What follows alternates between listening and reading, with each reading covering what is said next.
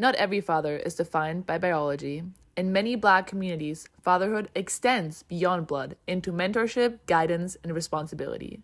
Across campuses and communities in San Diego, men are stepping into roles that shape the next generation, often without recognition. These men are what scholars describe as social fathers. For decades, research on Black men has focused on absence, especially the absence of fathers. But as McDougal in 2020 explains, this problem-focused lens ignores the full humanity and contribution of Black men. Instead of only asking what is missing, we need to ask what is already present and who is stepping up. Brenden Hill is the Assistant Athletic Director of Student Athlete Development and NIL at San Diego State University. In his role, he works closely with student athletes, not just supporting their performance, but helping guide their personal and professional development. We spoke with him about mentorship and what it means to guide young Black men beyond athletics.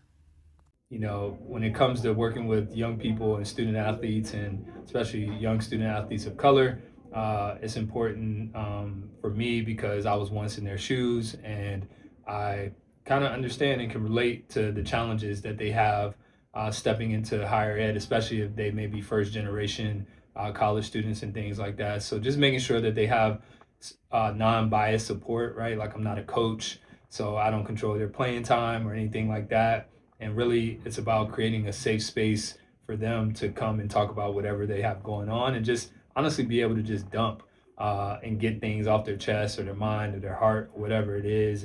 Brenden meets weekly with Javion Kinnard, a freshman football player at San Diego State, navigating the transition into adulthood as both a student and an athlete. They look at film from football, talk about life. He tries to help him with financial situations and make him more literate in that area, and generally just trying to be a social father. I think it helps because it helps build that rapport and connectivity to them so that they feel like they can trust me and that this is a safe space. And I think when it comes to just young men of color in general, having people that, you know, maybe look somewhat like you or have some shared background or experiences is important because it just, once again, home away from home, family away from family, it gives you kind of that safe space. And I had that when I was growing up as a student athlete. There were people of color, men of color that were in our building that weren't coaches. They were a safe space for me, and it's just been important to kind of be that social father for these young men and young women, and whatever the situation calls for, just be able to help them. Social fatherhood challenges the idea that fatherhood is only biological. McDougal 2020 defines social fathers as men who mentor, guide, and support youth regardless of biological relation, emphasizing responsibility, care, and presence. Similarly, Letiek and Koblinski 2004 describe social fathers as men who provide emotional support, protection, and stability to children regardless of biological ties. You can look at him as a role model, and he's just a person to look up to. Feel like he's a person you could talk to, and he's a person that expresses himself as well. And he a person that that gives feedback, and definitely a person you could talk to in the long run. This includes coaches, educators, mentors, and community leaders, men who step into father-like roles in everyday life. As Franklin 1994 shows, Black men have historically taken on these roles, passing down knowledge, discipline, and guidance across generations. Scholars call this fictive kinship. Fictive kinship refers to non-biological relationships that are treated with the same loyalty, responsibility, and emotional depth as family. In Black communities, this often looks like brothers, uncles, or mentors who step into, provide guidance, and support. McDougal 2020 explains that these extended networks create vital systems of emotional and social support. Historically, Goodman, 1976, shows that these relationships develop as survival strategies, maintaining connection and stability within Black communities. Research by Taylor et al. 1990 further found that these non-biological relationships function just like family, providing the same level of support and care. These forms of support are not limited to families or mentors. They also exist within peer networks and structured organizations. Look into Black Greek organizations, which have long played a role in building brotherhood, leadership, and accountability among Black men. We spoke with Ricky Jones, a member of Kappa Alpha Psi at SDSU, about how these organizations create a sense of family beyond blood. A really important part about that is being able to duplicate yourself. And if we focused a lot of times on just being able to duplicate ourselves and making sure that the skills that I have, that I don't just rice bowl them and keep them to myself, I pass them on to other individuals who can then duplicate other individuals who have these skills, then we could grow a much stronger community. A lot of historical figures, like the first African-American Marine Corps officer, he was a nuke. First 4-star general in the United States Marine Corps, he was a nuke, right? You just have like a lot of notable figures who have joined the fraternity, and the whole fundamental purpose is achievement and just being the best at anything that you do or put your mind to. So also kind of epitomizes like the struggle of African Americans in the country, right? Just making sure that like you are always kind of having to work twice as hard to be half as good, and 3 times, 4 times as much, but just making sure that you achieve, right? This also reflects communalism, the idea that success is rooted in relationships and community.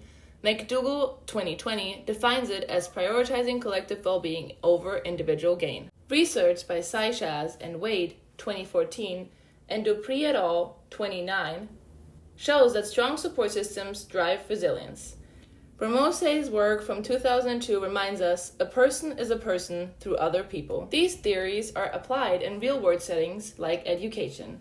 Don Love is a counselor and coordinator of the Umoja Program at MiraCosta College, supporting students through mentorship and community. Umoja is a Swahili word that means unity, and it was started back in 2006 after a number of Black educators were at a conference. And the last conference of the day, they were looking at data that showed student success rates, and Black students were not doing well. And they said, we're tired of this. We see the data all the time. We know what's going on, but our campuses aren't doing something. So in Umoja, we always like to just remind folks that Umoja got started with no money and no permission. And the reason, again, you had Black students who were coming into the California Community College system, but many of them were dropping out before they ever achieved a degree or certificate or transfer. So the retention rate was poor, the persistence rate was poor. Every negative indicator, Black students were falling into those categories.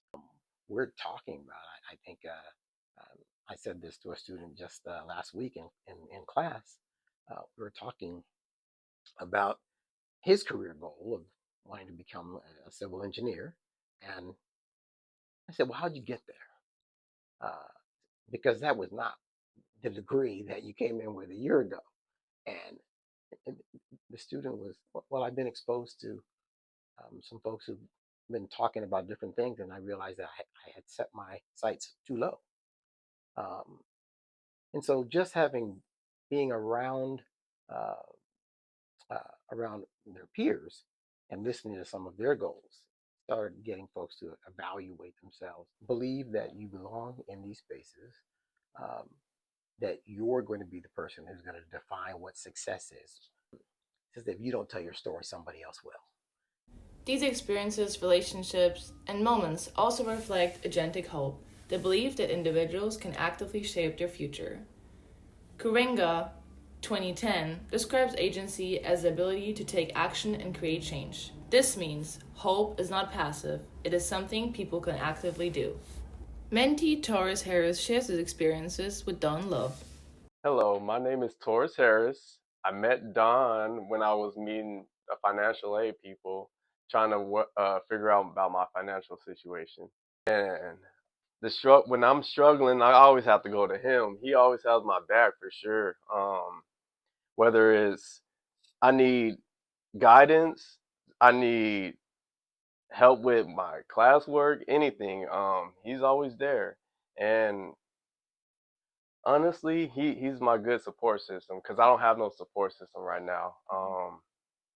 If he didn't motivate me, I probably would have dropped out, to be honest with you, because I didn't have no support. So I'm like, if he's not going to come at me, then who else would? So pretty much he did motivate me to stay in school, because I was this close of dropping out for sure. Being a social father in practice looks like mentorship, leadership, and community support systems, whether through athletics, Greek life, or programs like Umoja.